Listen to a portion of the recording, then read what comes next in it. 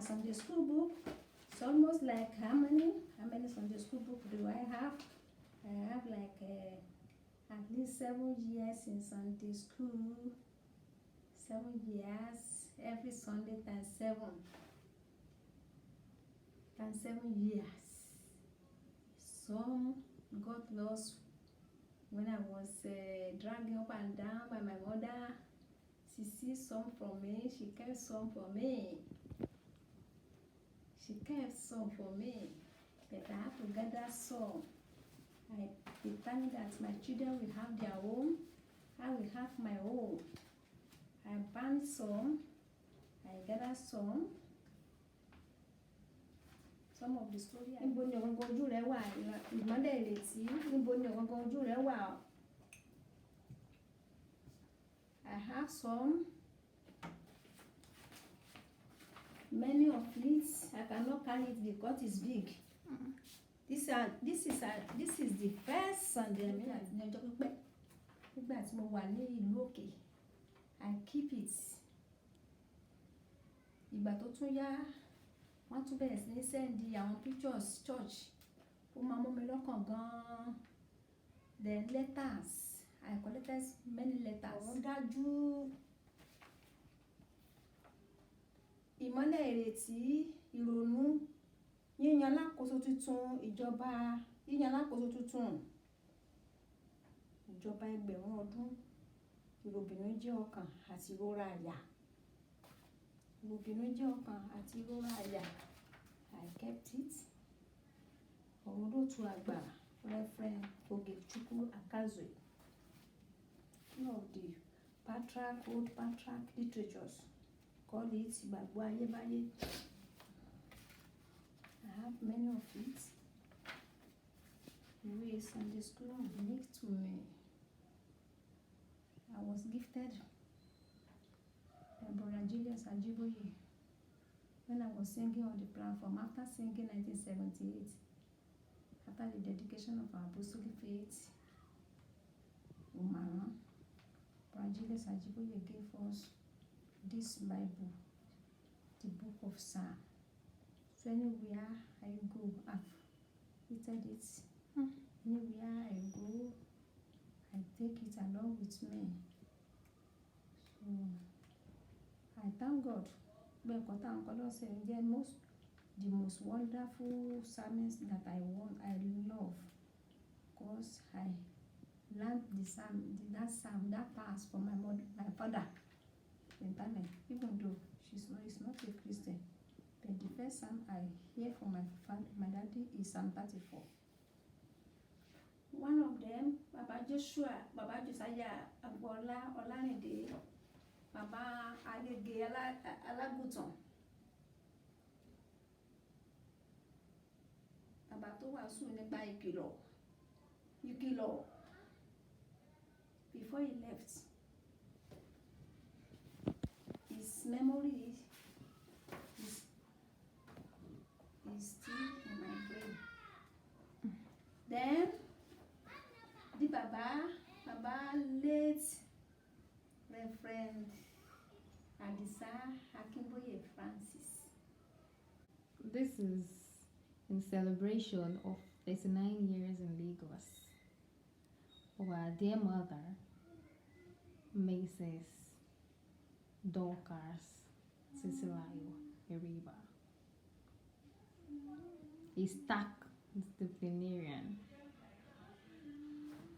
a woman of faith, godly and faithful. I wanted to give us in brief, Nishoki, what God has done for you in this past 39 years. Short. Thank you. Well, I thank God. Mo dúpẹ́ lọ́wọ́ Ọlọ́run alààyè. Ẹni tó pọ̀ nípa àtagbára, tó ní agbára láti pani mọ́. Tó fi àánú àti ààbò tó dájú, tó fi pa mí mọ́. Fún odidi ọdún 39 ní ìlú Èkó. Ó jẹ́ ohun ìyàlẹ́nu fún mi láti bára mi l'Ékòó. mi ò sọmọ tó gbé nílùú ọ̀làjú. Mi ò dẹ̀ ní àwọn èèyàn tó jẹ́ pé wọ́n ní àǹfààní àti lọ sí ìlú Èkó láti lọ ṣòwò. But ìyìnrere Jésù Kristi ló tọ́lá mi sí ọ̀nà Èkó. Ní ọjọ́ ológo kan mo bá ìyìnrere Jésù Kristi pàdé. Ọlọ́run rán arábìnrin Deborah Bámidélé láti ìlú Màrán wá sí ìlú ọ̀dọ̀ wa.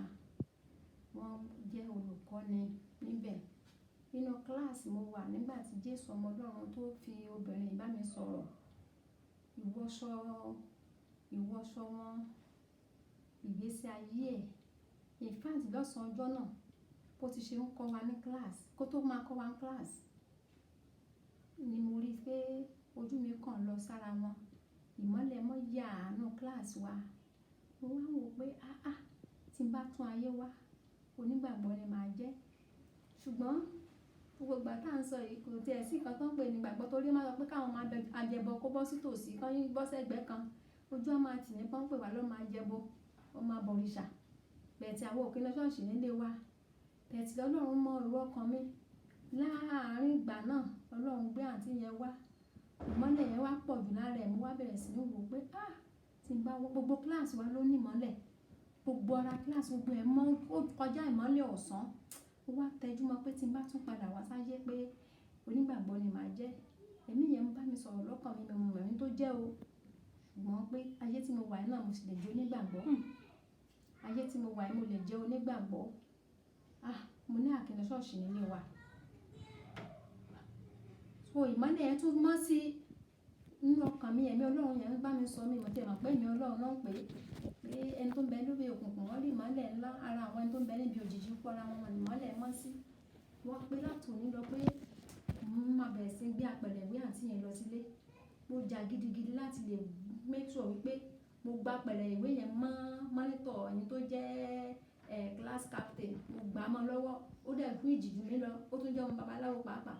Bẹ̀tì mo dùn lórí gbogbo náà. Ká tó sọ pé ká máa lọ sílé lórí assembly, mo ti dé kíláàsì, mo ti sá eré. Àǹtí yẹn sọ fún mi pé ó rí mi, ta ló ní kí mi mo gbá apẹ̀rẹ̀ wá lónìí. Mo ní bẹ́ẹ̀ ni mà. Ó ní kí ló dé? Mo ní mo gbà mọ́ ẹni tó yẹ kó gbé mi, mo gbà mọ́ lọ́wọ́. Ó ní God bless me. God bless me. Ó sound very mi mọ́ bó ti ṣe jẹ́. Ó deep nínú ọkàn mi. Ó wá sọ́mọ ìlú ìní mi, mo ní bẹ́ẹ̀ ni. Ó ní bo nílé wa wà, mo ní kò jìnnà síbí. Ó lóun á wá sílé wa nírọ̀lẹ́. Lágo 4 ìrọ̀lẹ́. Ní ṣókí prescription ló gbé mi dé Èkó ní ọdún 1978. Ni àwọn òbí mi ti decide pé mi ò ní wá sí church mọ́. Ogun yẹn le púpọ̀ ní Màrán. Pé kò sí ẹni tó lè gbà mí sílé. From one church to another, from one bush to another ni máa gbàdé church. Gbà mí mi ní lè rí mọ́tò tí máa wọ̀ mọ́. Wọ́n máa sọ fún gbogbo onímọ́tò pé kó má gbé mi. Ẹ̀tùn mo dúpẹ́ lọ́wọ́ Ọlọ́run pé ìgbà tó stage kan lásìkò tó jẹ́ pé bóyá ó dàbẹ́ ni pé àwọn òbí mi fẹ́rẹ̀ lè ti capture mi. Mo wá sunkún sọ́lọ́run lọ́rùn. Ọjọ́ Wednesday before Bible study mo sọ fún àǹtí mi pé mo ń lọ sí Èkó. Mo ti gbàdúrà Monday to Wednesday. Ẹ̀mí yẹn sọ fún mi pé kí n máa lọ sí Èkó. Mi ò mọ bí tó ń pè ní Satan capital. Mi ò mọ anything.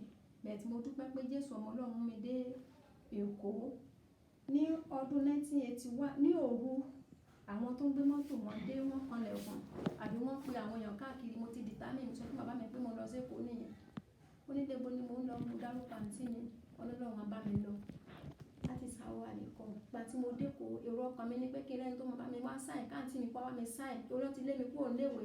Ìgbà 3 ọ̀tọ̀ náà lé mi jáde kúrò ní school nítorí gospel. Bí pé àfi tí máa rò pé mi ò ṣe gbàgbọ́ mọ́ ló máa jẹ́ kí n lọ sí school. In secondary school ó dé 6 weeks mo lò ní body house. Wọ́n kẹ́rù mi kúrò ńbẹ̀. Bẹ̀tì nígbà tí mo wá dé ọ̀dọ̀ àǹtí mi, ó ní nígbà tó sọ pé kí n má lọ sí school mọ́. Ṣé ilé yẹn mo fẹ́ padà sí? Bí bá máa lọ sí church, bí bá máa ń ṣe ká-meeting convention. Kí n dúró lásìkò ká-meeting wa, kí n má lọ sílé. Nígbà Julius ò gbúdọ̀ gbọ́, àǹtí mi ò gbúdọ̀ gbọ́. Ṣùgbọ́n wọ́n ṣàbá mi sọ. Mo gbọ́ràn sí wọn lẹ́nu torí mo rí bí ilé ti ṣe rí. Lágbára oore ọ̀fẹ́ Ọlọ́run gbà tí mo dé bí báyìí. Mi ò mọ̀ lọ church, mi ò rí ẹnìkan kọ̀ọ̀kan sí church wa. Inú igbó ni Ṣàngó wà. mo lè káyé ìlú mélòó tó wà, ilé mélòó tó wà ní Ṣàngó nígbà tí mo dé, but by the grace of God ìgbàgbọ́ yẹn wà lọ́kàn mi, àti pé ọkàn mi ni pé mo fẹ́ ṣiṣẹ́ fọ́lọ́run, fẹ́ wúlò fọ́lọ́run, gbogbo ẹ wà lọ́kàn mi, báwo mo ṣe fẹ́ ṣe, báwo mo ṣe fẹ́ lọ sí school, but nípa oore ọ̀fẹ́ Ọlọ́run lọ́jọ́ kan ni mo sọ fún àǹtí mi pé ẹ jẹ́ kí n bá yín ṣiṣẹ́, iṣẹ́ wo ló kí n lẹ́ni lọ́wọ́, ó ní nǹkan báyìí ló wà lọ́wọ́ àwọn, mo bá wọn bí mo sì bẹ̀rẹ̀ búrẹ́dì nìyẹn, ǹjẹ́ kí n dẹ̀ polówó búrẹ́dì, mo ní ẹ ra Jésù ẹ̀pọ̀ tí o, bẹ̀rẹ̀ àwọn bíríkì láti pè mí pé Jésù mò ń kiri ni àbí búrẹ́dì, mo ní Jésù, mo ní búrẹ́dì mò ń kiri, wọ́n ní Jésù ni mo polówó, from there wọ́n pè mí pé ṣọ́ọ̀ṣì wo ni mò ń lọ, mo sọ fún wọn, but ṣọ́ọ̀ṣì yẹn ni mò ń wá káàkiri, mi ò mọ ibi tí mo ṣe máa rí ṣọ́ọ̀ṣì wa ní gbogbo Èkó ń bì, wọ́n ní Ọ̀tà láwà ń díkì bí òun ṣèkó, ká tó fọ Ọlọ́run ràn wọ́n lọ́wọ́ wọ́n fún mi ní address. Ọjọ́ Friday ológo báyìí náà ni Ọlọ́run jẹ́ kí n wá sí ọgbà, mo trace church wa láti Ṣàngó dé Anthony, mo rí Bratí wà lábẹ́ igi, bọ́n ṣe jókòó lẹ̀ pẹ̀lú tẹlifóònù lórí àgbàntara, wọ́n jókòó síbẹ̀ pẹ̀lú phone number, àtọmọ kékeré tó ń ṣa ewé lábẹ́ igi, wọ́n rí mi lókèrè, wọ́n gbé sókè, wọ́n ní ìlẹ́wọ̀n arábìnrin níbo ló ń lọ, mo ní mò ń wá Bratí, ní Bratí, mo ní bẹ́ẹ̀ ni sà, wọ́n ní ṣé kò sí o, mo ní kò sí wọn kan sà, mo fẹ́ rí wọn ni, wọ́n ní kí n súnmọ́ síbí, mo dẹ̀ dọ́dọ̀ wọn, wọ́n ní kí ló dé, mo ní pé àwọn parents mi ló dé mi kúrò ní school, mo ní mo dẹ̀ wá bí mo ṣe fẹ́ mọ wá sí church, mi ò get church gbà tí mo ti dé bí pé kí n tẹ̀ ní wọn ṣàlàyé kan tó ṣẹlẹ̀, Bratí béèrè pé ìlú wo mo ti wá, mo ló máa rán lọ́hùn, mo bá ní ta ni mo mọ̀ ló máa rán, mo dárúkọ pásítọ̀ wa alákòóso wa àgbà yẹn, wọ́n ní Julius, ó tàn bí Bratí ṣe ṣàṣìpà mímọ́ra nìyẹn gbà tán gbọ́ sórí mi nípa ìrànwọ́ Ọlọ́run. Bratí wọ́n gbé fóònù, wọ́n gbọ́ gbogbo sórí ẹnu mi, wọ́n gbà mí lọ́wọ́, wọ́n gbèdì fún mi, wọ́n bá lọ pé wọ́n máa ránṣẹ́ sí Bra Soyinka, gbé fóònù wọn pé Bra Soyinka lábẹ́ basement, Bra Soyinka dé, wọ́n gbọ́ sọ sórí yẹn fún Bra Soyinka, Bratí gbà mí tọwọ́ tẹsẹ̀, wọ́n fà mí dé Bra Soyinka lọ́wọ́, Bra Soyinka mú lọ sábẹ́ basement, wọ́n bá mi sọ̀rọ̀, wọ́n sọ oríṣiríṣi àwọn ìtàn fún mi àti Bratí, wọ́n sọ ọ̀pọ̀lọpọ̀ ìtàn fún mi, and by the grace of God wọ́n wá sọ fún mi lọ́jọ́ yẹn wípé now I'm a representative of Omaran church here, ní ìdẹ̀gbùdọ̀ bàyìn rere jẹ́, so ìyẹn ló mú mi lọ́kàn pé anything tí máa bá pàdé lójú ọ̀nà, I don't want to spoil my church, ìfẹ́ korúkọ ìjọ wa kó bàjẹ́, àbúrúkọ alákòóso wa, I endure very tight corner, pains and agony, but I thank God. Nínú ọdún tí mo wà ń bẹ̀, Ọlọ́run mú mi lọ sílé ìwé níwọ̀nba tí mo lè lọ, Ọlọ́run gbéyàwó fún mi, Ọlọ́run fún mi láwọn ọmọ.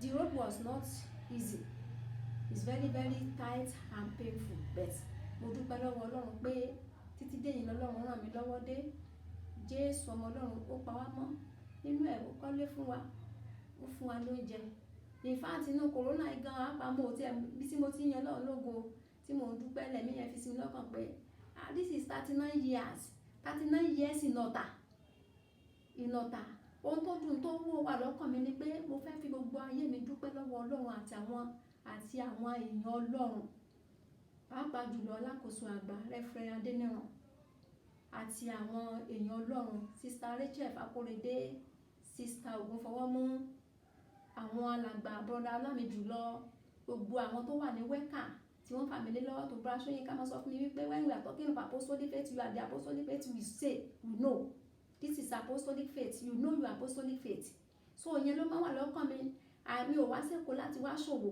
mi ò wá sẹ́kọ̀ọ́ láti wá pa pé bóyá mo wá báwọn yòókù ti ṣe wá, ṣùgbọ́n among my people I'm the first person that came to Lagos from Kwara State, mo dẹ̀ dúpẹ́ lọ́wọ́ Ọlọ́run kọ́lọ́run pa mí mọ́, kò yẹ kí n ba Èkó jẹ́, ó dùn láti yí àgàn tẹ̀sù gbé ogun bẹ́ẹ̀ ni pé kí n para kó ònú mi rere, bí pé kí n lọ pátápátá kó ònú gbàgbọ́, the whole world was upside down, my whole life is upside down, but I thank God that he come to me in the boy that he used to talk to me, ó jẹ́ kí n understand pé Ọlọ́run ṣì ń bẹ láàyè àti wípé ó nífẹ̀ẹ́ sí mi, so I told God my shortcoming, gbogbo everything kan tó dùn mí lọ́kàn, Jésù bá mi sọ̀rọ̀, ọkàn mi dẹ̀ spiritual, so ó jẹ́ kí n rántí gbogbo àwọn ẹ̀kọ́ bí mi ò tiẹ̀ lè kà á, àwọn ìrírí tó ti kọjá, Ọlọ́run ń ṣí fún mi níkọ̀ọ̀kan, mo dúpẹ́ lọ́wọ́ Ọlọ́run, mo dúpẹ́ fáwọn tó ń gbàdúrà fún mi níbi tí mo ti mọ̀ àti ibi tí mi ò mọ̀, mo dúpẹ́ fáwọn ọ̀rẹ́ gbogbo tí mo ní, àwọn ọ̀rẹ́ mi lọ́mọdé, àwọn ọ̀rẹ́ mi lágbà, àwọn brother Dọ̀tun Ewumi, àwọn brother John Àyìnà, àwọn Káyìndé Adébísí, àwọn ọ̀rẹ́ mi méjì wà ní wẹ́kà táwọn náà ṣiṣẹ́ níbi àjọmọ̀ Sunday school ni gbogbo wọn pátápátá. Àwọn Múyìwá kí náà ṣe orúkọ ẹ̀ Tony Adémúyìwá, they are all my brothers and my sisters. I thank God they are accompanying me, they are with me, they are praying for me. Ìrírí wọn àti gbogbo ìbálò wọn jẹ́ kí ìrere kó máa rùn mí. Mo dẹ̀ ti sọ fọ́lọ́run pé Jésù ló fẹ́ fa agbo yẹn sílẹ̀. Mo ti pinnu fọ́lọ́run pé ìyókù ayé mi gbogbo ayé mi pátápátá fẹ́ fọ́lọ́run ni.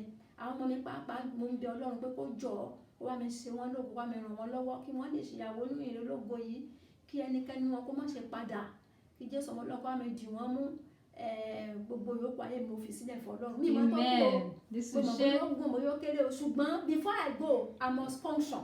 In this glorious gospel, I must function. Ẹ ṣé lọ́pọ̀lọpọ̀ ma. We thank God for a wonderful and safe period in Lagos. Help me greet. In short, I want you to close this session with a song.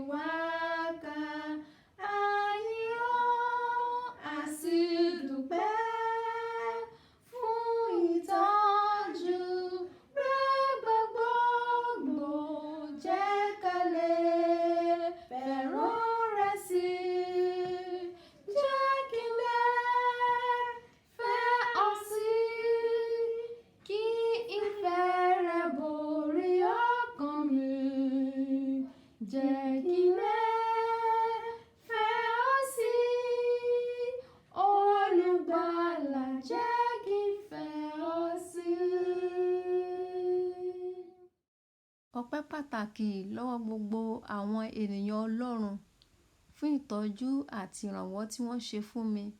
Mo fi ìmoore mi hàn fún gbogbo àwọn èèyàn mímọ́, àwọn tó ti lọ àtàwọn tó wà láyé. Kí Jésù kó jọ̀ọ́ kó mú gbogbo wa dọ̀run.